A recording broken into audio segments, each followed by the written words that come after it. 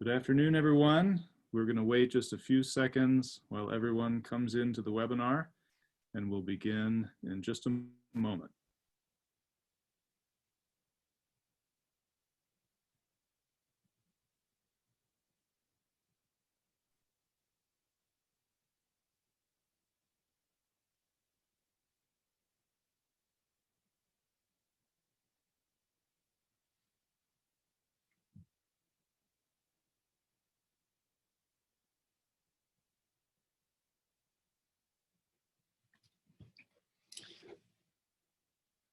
Good afternoon, everyone, and welcome to the Fall 2020 Humanities Forum.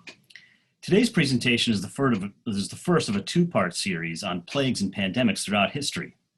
The next part will be in 2 weeks with Professor John Barry of Tulane University. I hope you can come back and join us for that.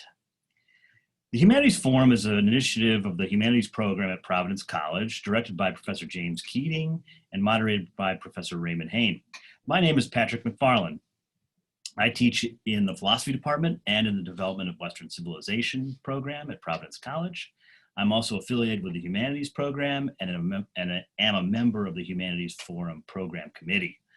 The forum is pleased to welcome to campus today, albeit virtually, Dr. Katherine Kelaidis.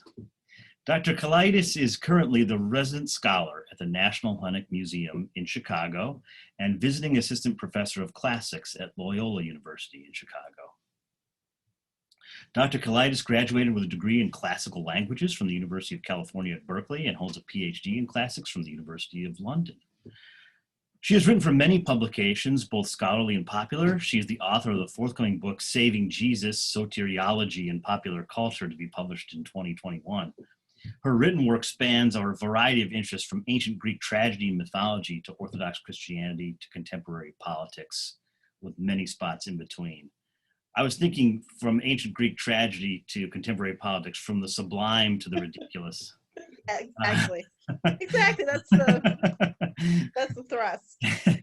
Dr. Kelaidis' talk today, part of which appeared in the Atlantic this past spring in March, is called "Pandemics: What the Great Plague of Athens Can Teach Us Now." I want to extend a very warm welcome to Professor Kelaidis and thank her for joining us at the Humanities Forum today, and introduce her for the beginning of our discussion. And once she's done with her initial presentation, we'll have some questions and then some audience questions. So welcome, Professor Kelaidis. Thank you so much for having me. I really appreciate Providence College's invitation to come and speak. And I've just learned really exciting things about your great books curriculum that I think are very, very good for like the future of the world. So I just have a few things at the beginning, and then I'm really anxious to talk to Professor McFarland. So in 430 BCE, in the second year of the Peloponnesian War, a horrifying lethal plague came to Athens. While we don't know exactly what the disease was, most modern epidemiologists suspect typhus was the likely culprit. We know that the afflicted suffered from horrible fevers, bleeding from the eyes. There are some people who think it may have been the first Ebola outbreak, and oozing pustules. This was not just a horrifying illness, it was gross too. At the end, between 75,000 and 100,000 people were dead, including the Athenian general Pericles. In the face of this mysterious and terrifying killer, Athenian society began to crack. The ancient respect for the laws and the gods that dominated Athenian self-perception and provided the ideological and moral framework that enabled Athenian democracy to flourish, as well as the fundamental obligations human beings always owed to each other, to the sick and to the dead, began to give way. And a kind of hedonism that Edgar Allan Poe might recognize in Masque of the Red Death took hold. Athens had been winning the war against its Spartan rival before the plague. And though the war would drag on and off for another 2 decades, Athens never fully recovered. At the end of the Peloponnesian War, a victorious Sparta would emerge as the principal power of the Greek world. Moreover, and I think importantly to our purposes today, Athenian democracy never fully recovered. Though it would limp on for over a century, the robust confidence that Athens once had in its form of government was gone forever. It might be of note to you that Xenophon, Plato, Aristotle, all those great minds of ancient Athenian democracy all came of age in the years after the plague, and none of them are exactly fans of democracy.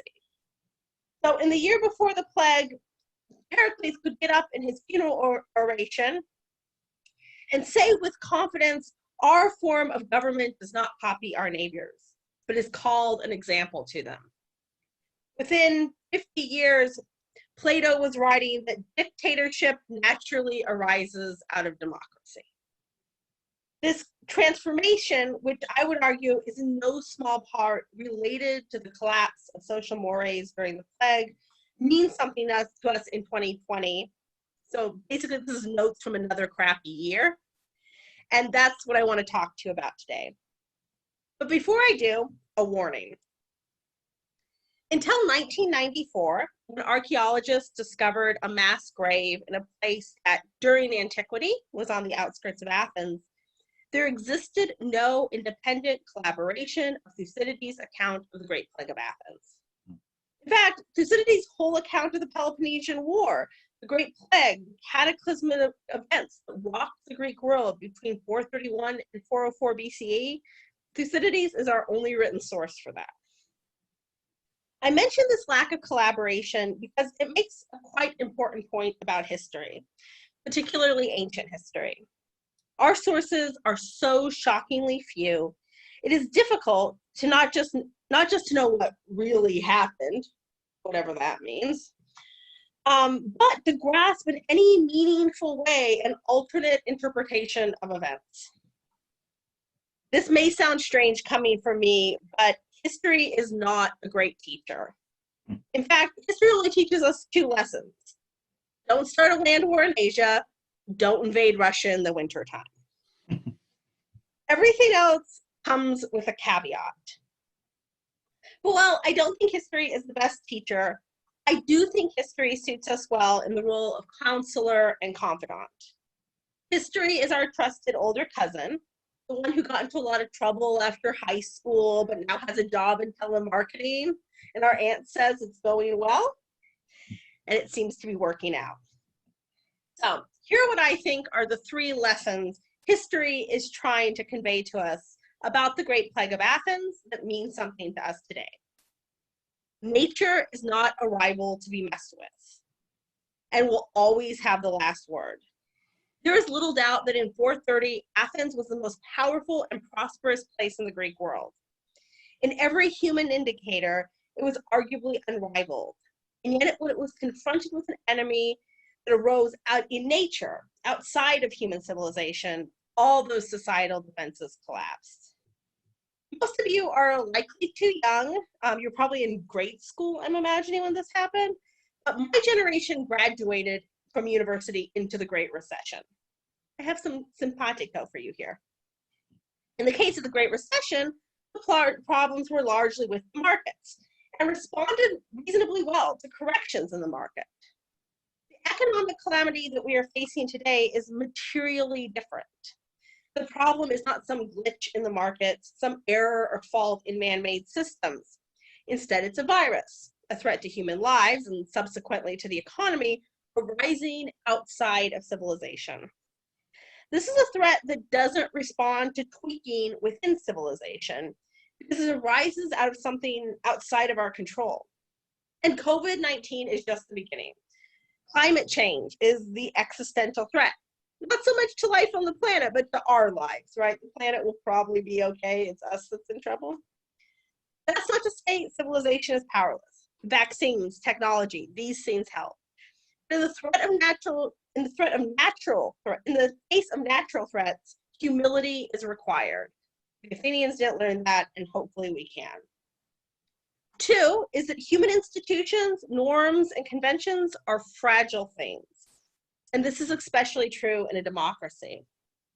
The Great Plague of Athens resulted in a complete disregard for religious and political norms and institutions.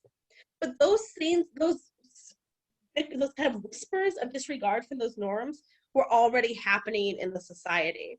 One of the things that I think gets underrepresented in our conversations of mid-century Athens is that Pericles, who died in the plague, had just instituted this series of reforms, including citizenship reforms. And when we talk about those reforms, we tend to talk about the ways Pericles expanded democracy at Athens, right? What we don't talk about is the fact that in the expansion of the democratic participation in Athens, he also passed a citizenship law that stripped hundreds of Athenians of their citizenship. It went back retroactively and took people off the citizenship rolls. And so there were these tensions in Athenian society that were already very present, and these norms were already breaking down. And the plague became the excuse that people used to further push against those norms. So, which leads me to my third point. Democracies live and die upon the ethics and behavior of their citizens. When morality no longer drives a citizenry, when honor doesn't matter, democracy is in trouble. Aristotle said states are as men, they grow out of human character. Democracy needs citizens who are prepared to be citizens, who are prepared for the exercise of self-government. Part of this is about a robust liberal arts education. And your professors didn't pay me to say that. I'm just saying it. It's true. If being a citizen is your job, and like any other job, it requires training, and the liberal arts are that. You have one job in a democracy, and that's to be a citizen. Everything else you do is kind of secondary. And that requires a certain kind of character. And when those things start to slip away, any pressure, like a plague, can start to have them collapse. So I'm excited to have a conversation with Professor McFarland and with all of you about those things. Well, thank you, Professor Kelaidis. That was great. Wonderful sort of overview of your thoughts about the plague, the Athenian plague, and its connections to what we're living through now. I wondered maybe before we begin talking a little bit more about that issue, if you might give us just a little bit about your own interest in the classics for the students who are listening and for others who are curious. Just about a little bit about how you became interested in studying the classics and how you sort of went about doing that and decided to make a career out of the classics. Maybe you could just give us a little hint about that, or a little. Yeah. So if my name probably gives away, I come from a Mediterranean background. So there was certainly some of that going on, I think, the sort of infusion of, I grew up speaking modern Greek at home. So there was some of that, but and if he sees this, he'll be angry if I don't mention this. When I was about 8, my father bought me this like children's Iliad, and which is a weird thing to give a kid, like an 8-year-old girl, right?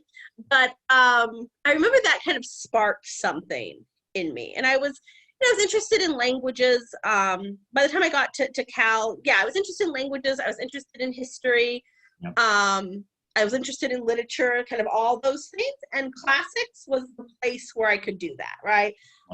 Classics is interdisciplinary. Yes. From its inception. So classics was interdisciplinary before it was trendy. And sure. So that I think that's so that's why I was sort of interested in that. I certainly thought at one point I would study classics as an undergraduate and then go to law school. My father's a lawyer. I come from a kind of a family of lawyers, I think. So that was sort of in the background, but I realized my interest in the law was sort of in these bigger points, right? And these sort of ideas about democracy and participation and identity and the law as like a Platonic idea. And I realized in classics, I could do that. And also I have, as you kind of mentioned, I have really broad interests. Yes. And that's hard. That makes having an academic career hard, quite frankly. But classics, there's enough tie-in, right? Classics is so omnipresent in the history of Western civilization. Right. It gave me a chance to do that. So that's kind of how I ended up with classics. Terrific. Can you maybe just say a few things about the institution you work for, the National Hellenic Museum? So I'm a weirdo classicist, and I really am interested in, I write academic papers when I have to, but I'm really interested in this kind of public thing, right, and having public debates and conversations. And so I'm interested in this called the National Hellenic Museum, which started as a community center sort of dedicated to preserving Greek American history in Chicago, and has become something much bigger. Right now, because of COVID, the building is shut down as a public health hazard, as all medium-sized institutions in the city of Chicago are. Yes. So our whole collection is available for viewing online, including the largest collection of Greek American oral histories. And we are developing a really robust online presence, spanning the whole of Greek history, from antiquity to modern Greek American identity, on our YouTube channel, which I would encourage you to check out. You can hear, discussions about the Hagia Sophia or Greek beers I bought in Athens. So everything in between. That's terrific. That's great. It's great that you're, as a classicist, you're in this role working in a museum, because at Providence College, I believe our history department does offer a course or a couple courses in public history. And so making that part of a study, a sort of field of study within the history major, and people can sort of see how that's possible within people's lives. They can go into and work for these wonderful institutions like the National Hellenic Center in Chicago. I think it's really, I don't see, this is like, I thought about a career in law. I'm not interested in doing work that is sort of self-referential to like a group of 10 people. Yes. I don't think that's, that's just not, I think it's great if you do that. Some of my best friends do that, but I'm not, that's just not my personality. Yes. So yeah, no, I think if you can take a public history course, you should. Okay. Okay, great. Okay, that's great. That's a great idea. I agree. I couldn't agree more. Now, I was interested. I looked at your article from the Atlantic from this March, and you mentioned the statistic up front, and you mentioned it again about the number of deaths that were involved in the Great Plague. And of course, I fully can hear your worry or your caveat about how little we actually know about these ancient events and how much has to be estimated and that kind of thing. But can you give us like a sense of the context or the sense of the scale of that number, the casualty number, in terms of like the greater population of Athens or Attica? Yes, so the city of Athens itself was in a period of real growth. So a couple things were happening. There was just a lot of urbanization that was happening in the middle of the 5th century, but also because of the war, people were coming into the city, which was safer. Right.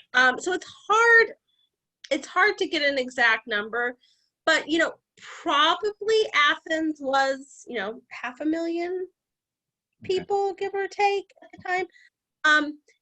I've heard estimates, and I'm skeptical of. The numbers, the 75,000 to 100,000, which, by the way, 25,000 people is a lot of dead people. Yeah. That number comes, I think, mainly from the mass grave sites, from the archaeological evidence we've had over the past 20 years. I think the estimate is about 10 to 15% of the population of Athens was killed, and a much higher number became infected and then survived. Right. So yeah, it was, I think, they went for herd immunity. They did. And I guess it was the only thing they had, really. They had no choice. They had to go for natural herd immunity. There was no vaccine coming. Right. So that varies for different diseases. But most, and I did some kind of poking around about this. My sister's like a scientist, and we had some conversations. But most diseases, even diseases that are not super contagious, that doesn't happen until around 50 to 60% of the population. Okay. So this was a significant part of their population that died at the beginning of the Peloponnesian War. 100, maybe close to 100,000, out of a population of, I guess, you said maybe 10 to 15% of the population. Yeah, we think about it in terms of, the United States, 210,000 people have died of COVID-19. Right. But there's 360 not that that's an acceptable number. I think it's an absolute failure in every way. Of course. But 365 million people live in the United States as well. Right. Yeah, I think it's important to sort of keep the plagues in antiquity, as you say, when there's no vaccine on the horizon. The other plague we cover often in class is, of course, the Great Plague, the Black Plague that happened in Europe in the 14th century. It's hard to imagine being faced with that reality and not having any real way to deal with it. Well, not even knowing really what is causing it, right? Yeah, So, right. like, people have, certainly people have some idea in antiquity, and by the Middle Ages certainly have some idea that, like, the air is infected, right? Like, there's some, like, sense of, like, bad air. Right. But, oftentimes the solution to that was to go inside and close all the windows. Right. Which is the absolute wrong thing to do. And so, people didn't understand, people didn't have access to basic, lots of people didn't have access to basic hygiene. Right. As just, par for the course. And so people were eating communally and bathing communally because they had no other choice. Right. And so, when you think about, like, this has been bad, but imagine if we didn't know a virus was causing it and we didn't know what vaccines were. Yes. No, it's frightening beyond belief. You can imagine just how frightening it has been, and how sort of fearful everyone can be, and how easy it seems like the whole population could slip into a kind of fear or be gripped by a paranoia or a fear. But with all of our ways to deal with it, that seems like that anxiety or that fear can be dealt with in a certain way, but to not have the kind of things that we have now would be, I can't imagine how nightmarish it might feel.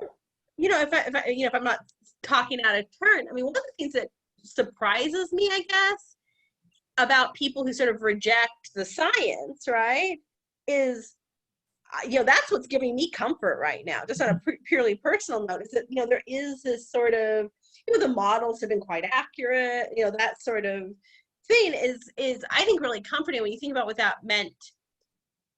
And remember also, you live in a world in antiquity, you live in a world before Isaac Newton, so you don't know about coincidences. Yeah. Everything, when you think about, like, the kind of collapse of religion, that makes sense, right? Because everything has a meaning, and then all of a sudden everyone around you is dying. Right. Yeah. I wonder if you could comment, or if I could ask you a little bit about the course of the disease.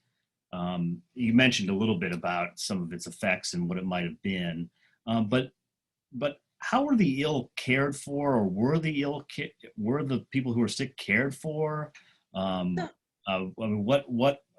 Obviously they didn't have anything like hospitals in antiquity. That seems to be more of a medieval invention. What did they do with the bodies? You mentioned these mass graves as archaeological sites. What can you tell us anything about how the sick were dealt with, or who was there for them? So, good news, we only have one source, and he got sick. He then got better, fortunately, and wrote it down, right? Thucydides did get the disease, and he gives this rather graphic, but also, like, very, tries to be very scholarly description of the course of the illness, which started with a fever, which might sound vaguely familiar to us, and then progressed to sort of a lot of, like, gastrointestinal symptoms, and these pustules and the bleeding from your eyes. We know that so here's what happened. There were some people who did care for the sick. Those people then got sick, obviously. And so increasingly, as the plague went on, fewer and fewer people were willing to take up that task. We also know from Thucydides that the bodies started to be dumped, essentially, in the temples. And that's about, when we talk about purification and ideas about purity in the ancient world, that's kind of a no-no, right? Mm-hmm. But people would seek refuge in the temple, they would die there, and they'd just be left there. And then we have we have these mass graves that we believe came from the Great Plague, and they're mass graves. So bodies are just being dumped into these graves. There's no monument stones. There's no votive offerings. There's just absolute, and that's one of the things that Thucydides points to and says, this is a breakdown, not just of Athenian honor. This is a breakdown of humanity. Because what makes human beings different than animals? One of the things we look for, by the way, paleoanthropologists look for is grave sites as they're trying to track, right? And one of the things that makes us unique is we bury our dead. And if we're not doing that,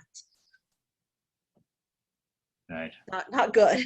Yeah, there's something inhumane, at the least, inhumane about it.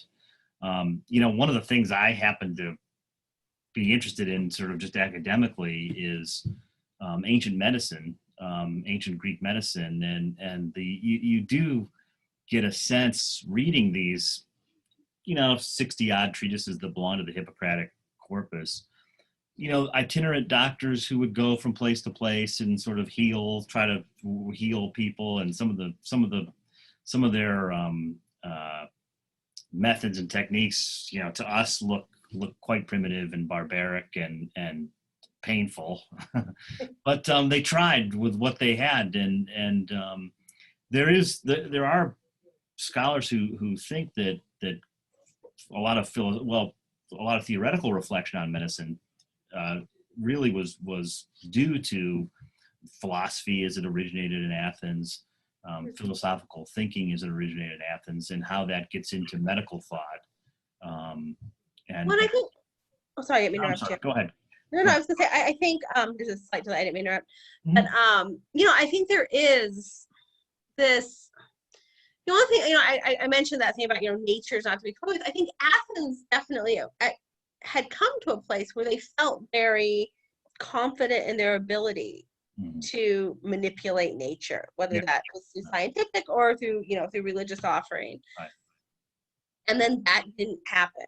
And all the ways, traditional healing methods, medicine, prayers, all those things didn't stop the plague. And that's when people just abandoned those institutions, essentially. Right. Yeah, it reminds me of the famous chorus in Antigone that Sophocles in one of my classes. We read Antigone this semester in our great books program, and we looked at Antigone, the famous choral ode to man, the power of the human being, or the sort of possibilities that the human being has before them, and how great they are. But the thing I heard someone say once, that that statement, the choral ode from the Antigone, looks like a praise of human beings, and it is to a certain degree, but it's also a kind of, there's a bit of it's a bit darker than you might suppose. It's not just a full-on praise for the power of human ingenuity, but almost a kind of warning. There's a conservative dimension to it that is warning, the human being who's able to control the seas, to plow the earth, to makes all these technological innovations and subdues nature. There's a way in which that's almost, there's something dangerous about crossing those limits, or putting yourself beyond the limits of where human beings sort of naturally belong. No, go ahead. Sorry, I was just so it was sort of like this ode to human ingenuity and human innovation, human power, but also a kind of warning not to think that gives you any real control over this universe that can sort of turn back on you very quickly. Well, I'm glad you brought up Greek tragedy, which is a thing I know something about. No, well, yeah, I mean, I think, part of the sort of interpretations of that choral ode is the reality that the Greek tragedy as a whole, right? The exercise of Greek tragedy as a religious festival, etc. That was, the ideology that underpins that is that human beings are always reaching too far. And I think as a Hellenism, as a ideology, as it were, was very cognizant of that sense of human limits and of the danger that human beings are always in of overstepping those limits. The great warning of Greek tragedy, the great warning of so much of Greek political philosophy is a warning about arrogance. And a warning about the dangers of arrogance, not just, I think about a character like Creon in Antigone, right? And his sort of evolution. Right. Not to get too off topic, but the corruption that he brings on his society, the bad social things he does, killing, causing his son to commit suicide and things. That's also about the corruption of his self, his soul, and yes, yeah. The idea that that if you're going to be a political actor, that you need to safeguard your soul, is definitely part of, I think, the Greek understanding of the world. Yeah, that seems very important. A very important lesson that the Greeks could teach to us. We just got done talking about Plato's Republic today in my own class, and there you have it with, the sort of idea that philosophers could be kings, or that wisdom and political power should go together in the ideal, the perfectly good city, that would be what would happen, and then I made the point to my students that, political power and wisdom go together in the ideal city, but in a democracy, whoever gets the most votes wins, and so there's not necessarily a stand, you can appreciate, perhaps if you look at things that way, you can appreciate Plato and Socrates' sort of skepticism about democracy, or their worry about democracy or democratic government. Well, I think there's, the concern about democracy, right? Especially sort of a wide popular democracy, right? So if you could kind of have this democracy within an oligarchy. I sometimes hear Saudi Arabia described as a tyranny controlled by a democracy, right? Because you sort of have these. But if you're gonna have sort of widespread, full adulthood suffrage, like we strive for in the United States or in Western Europe, that is a really big gamble as far as I'm concerned. Yes. I do not believe there is wisdom in the crowd, right? That if you just get enough people to state their opinion, somehow that would be correct. Yes. I just don't think that's true. That's right. Yeah. And so it's this gamble. You're really taking this gamble that the people, by and large, more than 50% of people are going to take their jobs seriously and set about, being rulers of themselves, which is, that's, the ars liberalis, right? The liberal arts, I'm not telling you this, but to the gathered assembly, the Latin word ars, the Greek, usually the Greek translation is techne, which is a trade. Yeah. Right? So the plumber has a techne, the butcher has a techne, and the techne of free people, the techne of people who govern themselves, is the liberal arts. And it's I worry about a democracy that believes you can have widespread democracy and no training in citizenship. Does that make sense? It does make sense. It does make sense to me. I think that in a self-governing regime, or a regime where the people govern themselves, you have to have there's a grave responsibility that comes with citizenship, and so we have to emphasize how important citizenship is, and the responsibilities that come with citizenship. I was reading this last year, Mark Lilla's book that came out after the 2016 election that was called The Once and Future Liberal. And he makes this point. He makes this point about how important that we can talk about, we need to be able to talk again or recover a kind of understanding of the common good for all. And that his point, he's coming at it from a liberal perspective, saying that he was afraid that identity politics had pushed that to the side and made talking about the common good more difficult, and that we needed to sort of somehow try to bring the common good back to the center as an important topic, and that he thought his idea, Mark Little's idea, was that citizenship was talking about citizenship and the sort of responsibilities that come with citizenship was a good way to do that. And you could study that by looking at, I think he himself in his own work seems to be a thinker that has a lot of the great works in mind when he's writing. So that always I thought that was a sort of very smart sort of way of looking at it, to try to come up with I wonder if I've got a question here from a student that maybe we could get more. Even though I'd like to sit here and talk with you myself. No, we should be friends now. So we're friends now. We're fast friends, so we can invite more friends into our discussion. I have a question here from Liam Kircher. Okay, Liam, and here's Liam's question. Liam asks, how exactly did the plague cause a loss of interest or trust in democracy?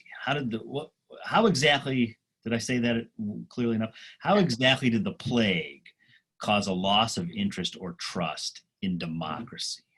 So I'm gonna just rely on Thucydides here on this one, because I wasn't there. I'm old, but not that old. So I would say, Liam, that it's this: the basic job of a state is to protect the people within the state, right? To protect them from outside invasion and to protect their health. The second part is democracy relies on people keeping norms, people just doing the right thing without a whole lot of interference from the top, right? There's not a lot of law. The thing about democracies is, by and large, it's not a lot of laws telling you how to behave, but people keep those norms. And the plague came in, and all of the institutions of Athenian democracy failed to keep people safe, right? Both religious and civic. And when it became clear that those institutions could not keep people safe, people abandoned them. Not understandably, right? It's not a criticism, but people abandoned those institutions. Once it became clear it wasn't keeping them safe, people were still dying. You might even die. Yeah. I would say that's the mechanism.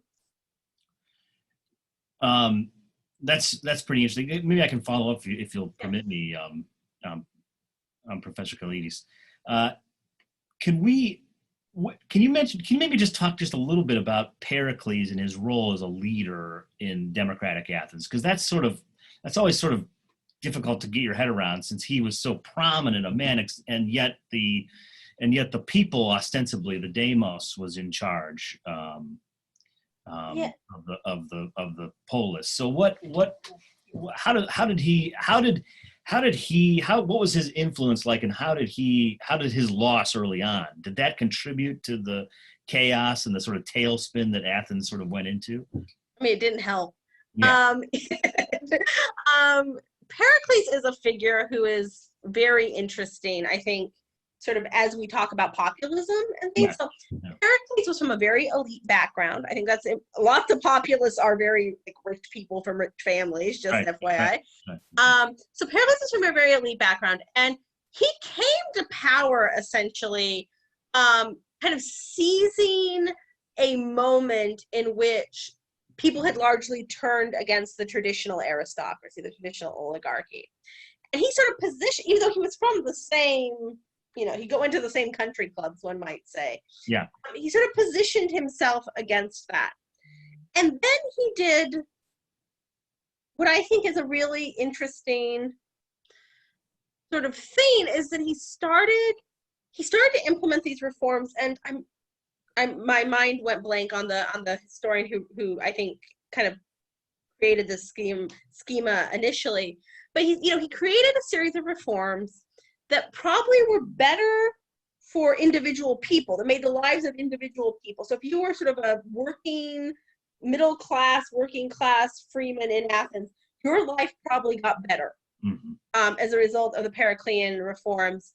You probably had more power as a result of the Periclean reforms, but in terms of the state, it probably wasn't good for the state.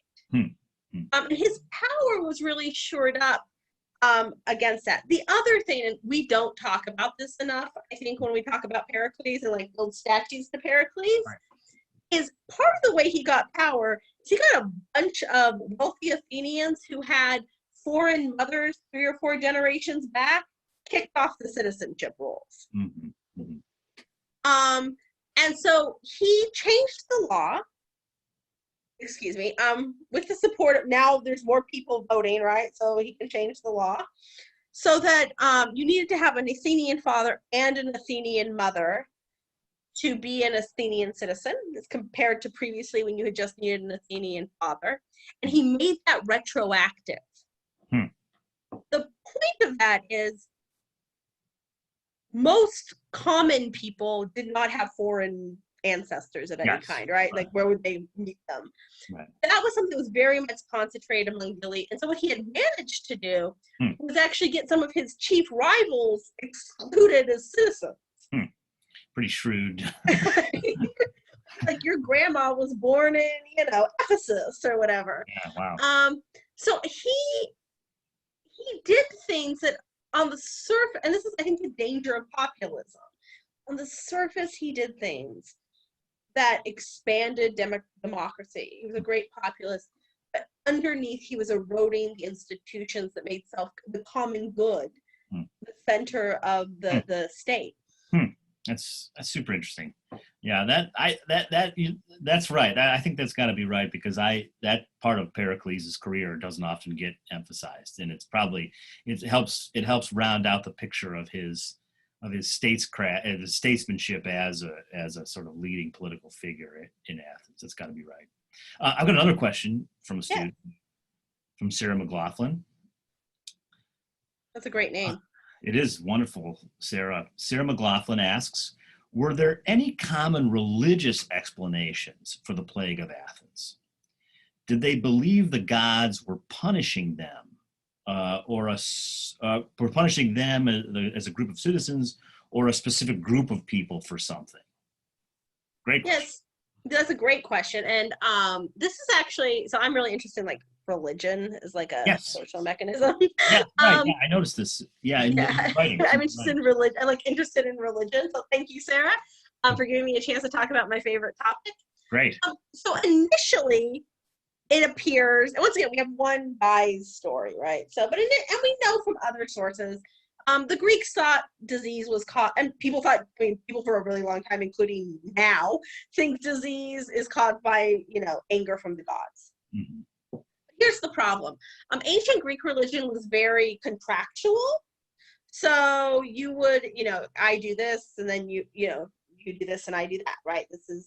And so it would follow that if gods were angry, you would do something to appease the gods, and then they would respond. Obviously, that didn't happen. And so a lot of people came to a conclusion that was already in the air at Athens, right? So it was either A, the gods don't exist, or B, if they do exist, they're powerless. So we even have, even from Euripides, we have echoes of a kind of a functional atheism in Athenian thought. So one of the things we see happen in the Great Plague is an escalation of this kind of atheism at Athens. People just disregarding the gods. So people having like parties at the temples and things. And this is bad, not because of any of the kind of modern reasons we would deploy. It's bad because Athenian civic religion was an important part of social cohesion, not just in Athens, but in the whole ancient world, right? So civic religion was an important way that people participated in community life. And if people stopped doing that, then another one of those pillars of stability collapsed. Mm-hmm. Mm-hmm. You know, it makes you think in terms of the current situation, the sort of, I'm trying to sort of toggle in my mind back and forth between the ancient situation and the current situation. Religion, because I think that's a very important idea, and one that's even within our own, looking at the American experiment, one that's written deep within our own founding documents, our own founding principles, this idea that religion and personal morality go hand in hand, they go together. And that the one, religion can serve as a kind of support for good behavior, and sort of also good behavior, and that makes good citizens. So religion's super important, and particularly religion in a democracy. Maybe religion and democracy, most importantly, go hand in hand. This seems to be what Tocqueville had in mind when he's writing. But strangely enough, in our pandemic, church life has been decimated by the state, or church attendance has been just completely shut down. Churches have been shut down. Religious communities of various kinds have sort of been attacked. I'm thinking about the Jewish community in New York, where the state seems to make religion, or is worried about people congregating, I suppose, and so keeping their churches closed. But my goodness, that seems like it could lead to, if religion and religious ideas are important for our democracy, to have the state turn against them, that seems to be not such a good situation. Well, I actually have two thoughts about that, if you don't mind. Of course. And one of them is, I was brought up in Greek Orthodox. I'm practicing, though, if you go on the internet, there's some people who think not very good Greek Orthodox Christian. And in the Orthodox Church, both in America and in the diaspora and Greece and Russia, there's been this controversy around the use of the common spoon during the pandemic, right? So the Eucharist in the Orthodox Church is served from a common spoon. Uh-huh. And this has been a huge marker of Eastern Christian identity, right? Since really the Middle Ages, and there's been this huge controversy about that. And in Greece, where the church is a pillar, is part of the state, there is no separation of church and state. Right. State authorities have just come in and said, nope, like, you cannot do this. Yes. And it has been, the response. One thing that's been interesting for me watching the two different. In America, I've seen people, the response, the pro sort of state response on that has been, well, you can pray at home, basically. Right. Me, which is very Protestant in my mind. Yeah, no, that's right. I mean, someone who grew up in a Orthodox context, my family that's not Orthodox is Catholic, that doesn't exist, right? No, right. Prayer is civic. I mean, you can't pray at home, obviously, but there's a civic dimension to the ritual that's important. Exactly, and the central act is the act of the liturgy. Right. And so, I think there's these. I mean, obviously, I don't think you should run off and kiss icons right now. That probably would not be a good idea. Right. I don't think that's a statement about my faith, just like my fundamental belief in science. But I do think, what is that? And thinking beyond this, Gen Z, millennials, Gen Z are the least likely generations to participate in religious community. That's right. What does that look like going forward? Right. No, these are pressing questions. Yeah. I don't know. I'm not sure if I have a good response either. And it's even more difficult in a society like ours, where freedom is sort of the bedrock, and how much control can the state exert when the controls of the state and liberty have to be balanced in a way that that maybe. Just as a side note, I don't. One of the things we don't know. One of the things I think religion is good at, that maybe is less and less true in America, is your religious community tends to bring you into contact with people who are ideologically, politically, ideologically opposed to you. And I think as we've seen American religion become more politically divided, as we've seen less religious participation, just another one of those places where you can be friends with someone who thinks differently than you is gone. Yes. That's a great point. That's a great point. It's not great, Hey, I have a long question. Okay. From a colleague of mine in the English department, Professor Eric Bennett, who's a good friend of mine. Now, this is a long question, so I'm going to try to read it. I think I have the text here as well. Okay. I'm going to read it and see what it says, and then you don't have to give an equally long response if you don't want to, but let's see what it says. Okay. Here's Professor Eric Bennett's question. The idea that democracy depends on morality surely compels my belief. And there are ways that you can look at the contemporary US and see great moral and civic slackness and regard it as contributing hugely to our problems. But what strikes me is that in the channels of power, it's not a matter of moral politicians versus immoral politicians, but of politicians so different in fundamental moral assumptions that they can't talk to one another. And the inability to talk compromises the very premise of debate. Yeah, that's true. Well, that seems true to me. The Kavanaugh and Coney Barrett Senate Judiciary Committee hearings are a great case in point. It's not as though there's a lack of moral fervor on either side. The frameworks are just fatally irreconcilable. Boy, there seems to be a lot of truth in that. Was there anything like this in 5th century Athens? Yes. How about that? Yeah, a competing sense of morality, you could say, that made it impossible for certain people to get in together on things. So first, Professor Bennett, I probably won't call you if I'm feeling depressed or sad. He'll probably like that. Yeah. This is if I need to pick me up, not going to be you.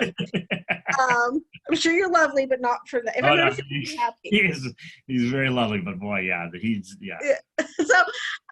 So one of the problems in 5th century Athens that existed before the plague, that was highlighted by the plague, is that there had started to be this divergence in the moral frameworks. And I mentioned vaguely there's this, rising tide of atheism in Athens. Yes. That was exploited by the plague. Mm-hmm. And I think Professor Bennett is completely correct in that, one of the charges, and this started, I think, in the mid-90s, I feel like. I remember this being part of kind of my childhood political rhetoric. Started to say people with different morality than us were amoral or immoral, right? Mm-hmm. It's not, they were just had different moral frameworks. Mm-hmm. And I think that was really dangerous because it assumes that your opponent is not acting in good faith. Mm-hmm. Mm-hmm. And that is, fun. I do not. So I would say, like, Amy Cohen Barrett and I have, despite coming from essentially similar, traditions of Christianity, just separated by 1,000 years, I would say we come to different moral conclusions based on the same premises. What I don't doubt, and I see this among some of my friends who I agree with, vaguely politically, I don't doubt is that she believes those things. I don't think she believes those things in a raw grab at power. Mm-hmm. Mm-hmm. One of the things you see in Thucydides, so Thucydides was actually exiled. Like, one of the reasons he was able to write such a comprehensive history is because he got exiled. Because he got kicked out of Athens. And one thing you see with him is he tends to charge his opponents with a lack of morality. We don't have enough data. But if that were a common part of the discourse, if that undermines democracy too, because democracy depends on me thinking that even if you and I disagree, right, that you are someone I should trust with political power. Right? I voted yesterday. And part of the silent agreement with that is you think that I'm not like some psycho. Right. right? Like you think I'm vaguely moral, and you don't think I'm like, complete. You think that when I voted, I was doing so with some vague moral aspiration. Yeah. Yeah. And if we don't think that, do we really believe in democracy? If I believe you are just an evil person, Yeah. should I trust you with political power? Yeah.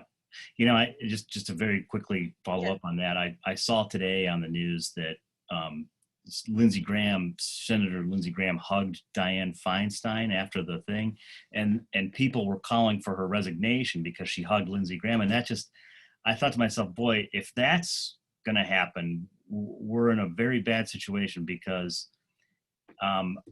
that gesture to me is a gesture of hope and a gesture of reconciliation, or a gesture that, yeah, we have our political differences, but we can get along, or we can agree that that despite our differences, we can still be friends with one another and live together.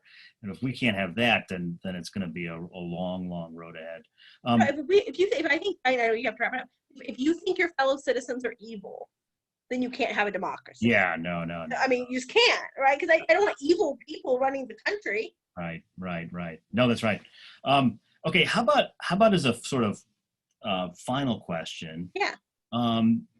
Could we ask a final question about, like, what do you think the great lesson from the Athenian plague is to keep in mind for today, for the COVID situation today? What in your estimation, what do you think is the best, or the thing we can take with us, or take in looking at today's situation? What lesson what's the best lesson, do you think? Maybe that's too big. Yeah, no, I think, okay. I think this is keeping with our conversation. And I would say this is, don't allow fear and uncertainty to rob you of your humanity. Right? So I think what we saw happen in Athens was people allowed their fear to rob them of their humanity. And then it was not, then everything else collapsed. Yeah. And that is very difficult, because when you get afraid, your lizard brain kicks in. This is like a biological element. That's right. But this is part of the discipline you develop, I think, through education, right? Through the sort of rigorous cultivation of your soul that you learned about in the Republic in Professor McFarland's class. If you're doing that work, if you're doing the work, and this is, if this is an intellectual or spiritual path, if you are doing the work of really cultivating your mind and cultivating your soul, fear will not factor into your decisions. And you will not allow fear to make you think less of other people. And you will not allow fear to make you act in ways you know are immoral. And if you can do that, you can still participate in the civic society in a helpful, productive way. And then we have some hope.